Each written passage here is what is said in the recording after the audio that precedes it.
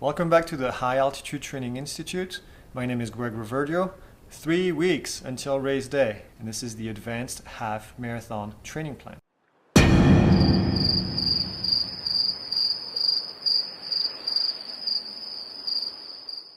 As an advanced runner, getting a race strategy for your half marathon is very, very important. I would say even it's actually critical. At this stage, you're not trying to just finish the race like a beginner, and you're not even trying to just break maybe an hour and 45 minutes. You're trying to go fast. This is your race. Missing your goal by a few seconds means that you're not accomplishing your goal. If your goal is to run sub 130, then 130.02 is not acceptable. Not in my books, at least. I hope it's not in yours. So at this stage, we need to be very careful with the way that we're going to pace this race.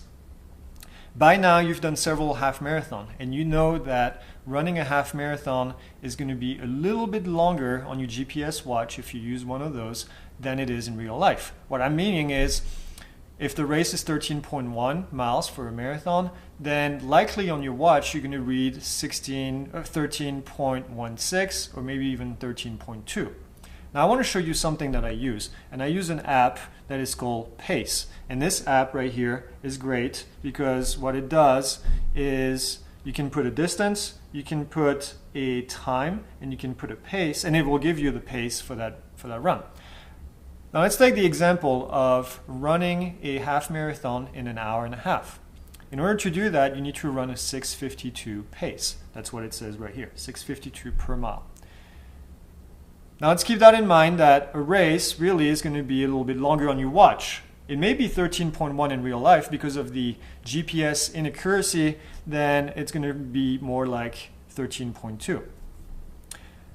Now that 6:52 pace that you needed to do over 13.1 miles turns into 6:49 pace over 13.2 miles.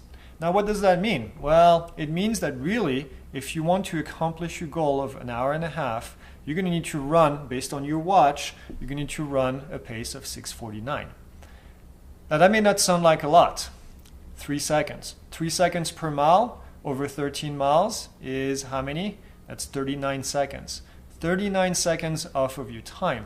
This means that if you don't follow this guide and you don't run at 6:49, you're going to be finishing at an hour and a half and 39 seconds. Not good.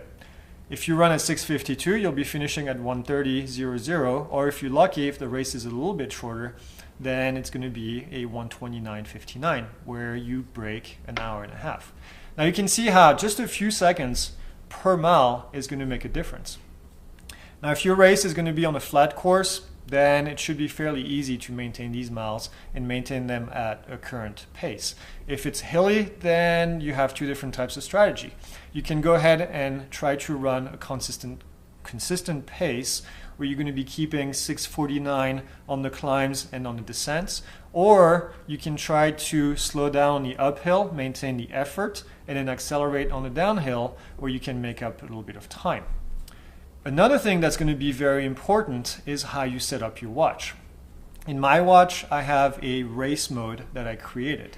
When I don't race, I like my watch to tell me every single mile that I've completed a mile. It's called Auto Lap for 1 mile. And then I have a little window that pops up and it says, you ran this mile in 6:52. I don't do that during a race. During a race, if I know that there's going to be mile markers throughout the race, I'm going to use these, and they're available at bigger races. Then I'm going to use my watch and I'm going to manually lap every single time I get to a mile marker. So what does that help? Well, it helps because at that point I know exactly, based on the mileage on that specific course, how many minutes and how many seconds it took to run that mile. If I get to mile 1 and I have my watch set up on auto lap, and let's say that mile 1 is a little bit early, I get 6:49 because that was my goal at mile 1, and it turns out mile 1 is still a few feet or a few meters away from me, then I didn't meet my goal. So that means that I'm slowly falling behind because my watch is beeping on the mile too early. And that's very common. That happens a lot. So instead, if you do it manually, as soon as you cross the mile marker, you lap, and then you can see, okay, I ran this mile in 6:52 instead of 6:49. Now I'm 3 seconds behind. Now in my head, I keep count of how many seconds behind I am. And I do that on the track, and I do that during my workouts as well. So I have an idea and I can strategize throughout the rest of the race. If I'm 3 seconds behind on the first mile, I'm going to try to make it up on the second mile. 3 seconds is not that bad. If I'm 5 seconds behind, then I'm going to try to split it. 2 seconds on the next mile, 2 seconds on the following mile, and 2 seconds again on the following mile, just so I can catch up and not make it up all in 1 mile. That's where it pays to be smart and to be careful. If you lose 12 seconds on the first mile, it only takes 1 second per mile until the end of the race to make it up. So it's really not that big of a deal. If you try to make 12 seconds up in 1 mile, you're going to kill yourself. So don't do that.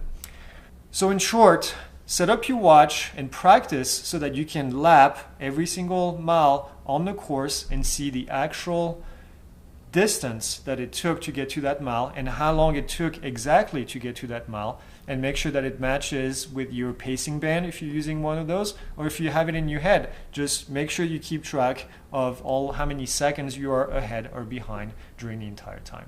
This strategy has helped me get PRs, and not only that, but getting consistent miles during races to the tune of 1 to 2 seconds per mile consistency. And that's huge. When you get to the end of a race, especially a half marathon or a marathon, it can make a big difference.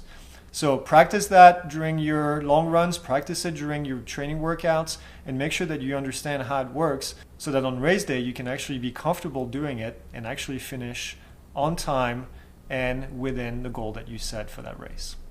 Now let's take a look at this week's training plan. All right, you're getting there. 3 more weeks until race day. This is phase 4, 50 miles this week, and this is week 18 out of 20 if you've done all the weeks with us. Again, fairly easy week this week. Easy run on Monday, 7.5 miles. And on Tuesday, we're going to do our T-Pace run, which is going to be actually the last T-Pace run that we do of this entire training workout. So make the most out of it. 4 times 5 minutes at T-Pace with 1 minute standing rest in between. That's 8.5 miles. Wednesday, we'll have a rest day. And then on Thursday, Friday, and Saturday, easy runs. 7, 7.5, and 7 miles again. And then on Sunday, we'll do our last marathon pace run, which is going to be 2 miles easy to warm up, 60 minutes at marathon pace, followed by 2 mile easy. Again, this is kind of a tough workout. This is the last big one of this training plan, so give it all you have, 12.5 miles for this last run, and we'll see you next week. As always, please give us a like, leave us a comment if you have any question, and don't forget to subscribe. We have a lot more videos coming up for you in the near future. If you want more information about the High Altitude Training Institute and what we do, please go ahead and visit www.altitude.run. You'll find that we do offer coaching, and we also offer a custom training plan for other distances. And finally, we offer summer running camps at high altitude in the summer in Arizona. Join us, find out more information, and we will see you next week. Have a great week of training.